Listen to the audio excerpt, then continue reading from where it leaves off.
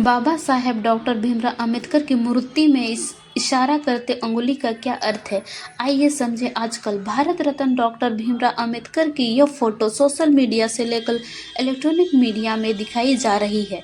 आखिर इसी फोटो का उपयोग प्रचार प्रसार में क्यों किया जा रहा है, तो आइए जानते हैं इसे। एक कहानी के माध्यम से। एक बार एक लड़का अपने पिता के साथ डॉक्टर भीमराव अंबेडकर जयंती में भव्य रैली में गया। वापस घर आने पर अपने पापा से प्रश्न पूछने लगा। लड़के ने कहा, पिताजी, बाबा साहेब हमेशा सूट बूट में ही क्यों रहते थे? पिताजी ने कहा, बेटा, क्योंकि बाबा साहेब ने बचपन में ही वे कड़वी यातनाएं झेली थी जो आज का कोई भी व्यक्ति नहीं झेल सकता। जब उन्हें पाठशाला में पानी पीने के लिए भी किसी सवर्ण जाति के शिक्षक अथवा चपरासी पर निर्भर करना पड़ता था, क्योंकि कोई अछूत अपने हाथ से पानी नहीं ले सकता। उस समय अपने देश की, भारत की यह स्थिति थी। बड़ौदा के महाराजा गायकवाड़ ने बाबा साहेब भीमराव अंबेडकर को स्कॉलरशिप देकर पढ़ने के लिए विदेश भेजा।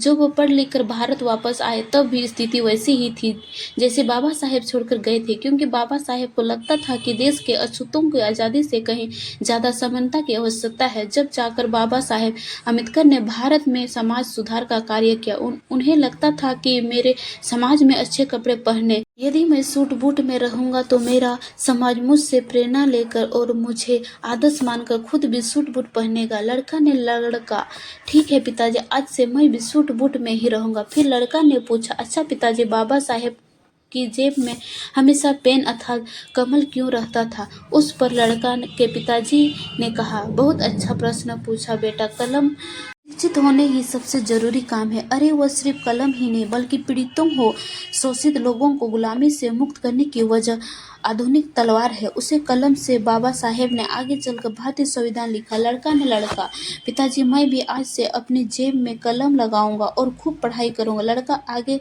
अपने पिताजी से कहता है कि पिताजी, मैं आपसे आखिरी प्रश्न पूछ रहा हूँ, बाबा साहेब अंगुली का इशारा क्यों करते थे? आखिर उसकी क्या वजह थी और उनके हाथ कौन सी किताब है? पिताजी ने कहा, बहुत अच्छा बेटा, बहुत सटीक और तद्भुत प्रश्न पूछा है आपने। बेटा, उनके हाथ में जो किताब है उसका नाम भारतीय संविधान है। इस संविधान से भारत देश चलता है और ये संविधान बाबा साहेब अंबेडकर ने बनाया है। इतना जातिवाद होने के बावजूद भी हमारे बाबा साहेब ने हार नहीं मानी। वे लड़ते रहे और अंत में ऐसा संविधान बना दिया। ना कभी ऐसा बना और ना ही कभी ऐसा बनेगा। विश्व का सबसे बड़ा लिखित संविधान अपने देश भारत का है।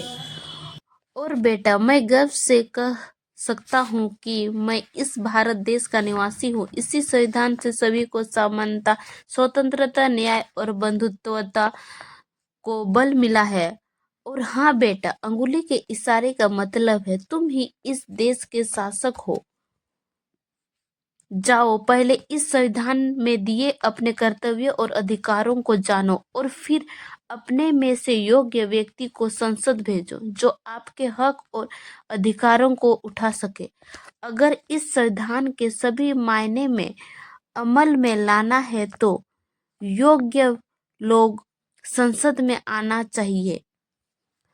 वह अंगुली से यह संबोधन करते हैं कि अपने भले के लिए स्कूल, कॉलेज और संसद जाओ।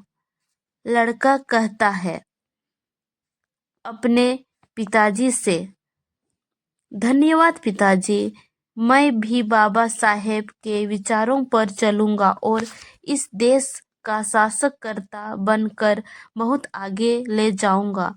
वैसे तो बाबा साहेब ने कहा है, मेरी जय जयकार करने के अपेक्षा मेरी बताए हुए मार्ग पर अनुसरण करें। दोस्तों, आज की वीडियो में बस इतना ही। Thank you.